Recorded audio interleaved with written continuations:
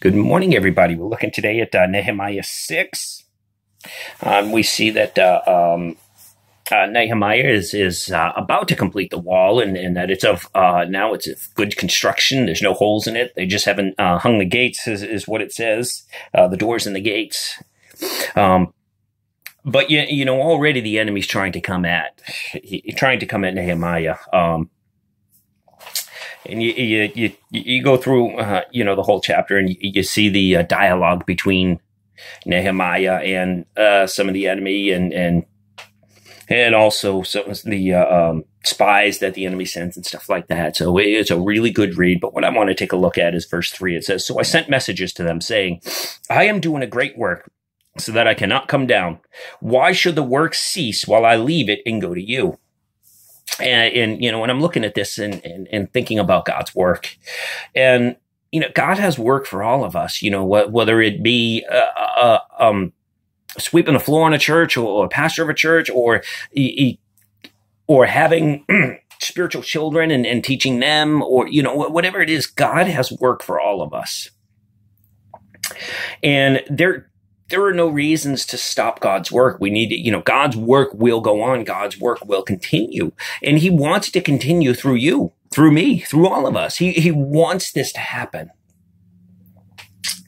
You see, Nehemiah, he because of his relationship with God, he was able to see all of this stuff. He was able to see what the enemy is doing. He was able to see how the enemy wants to kill him, or how the enemy wants to stop his work and stuff like that. So when we're working for God, we need to make sure that our relationship with him is number one.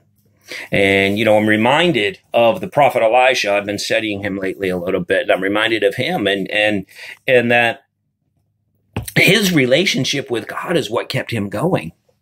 And he didn't let the work get in the way of his relationship. Now, the work must go on, but the relationship takes precedence. And we need to make sure that we have a good relationship with God in our lives. And it needs to be. And, it's okay if you need to ask him how to be a son or how to be a daughter. It's okay if you need to go to the Father and say, "Lord, will you be my Father?" It's okay, because he is. He wants to be. It's okay. So I am doing a great work, so that I cannot come down. You see, Nehemiah doesn't cease, and because he understands what's going on. Now, sometimes God will call a pause to his work. For instance, when you're looking at King David, he told King David not to build his sanctuary. He told King David, "Don't build the temple." King David wanted to build a temple.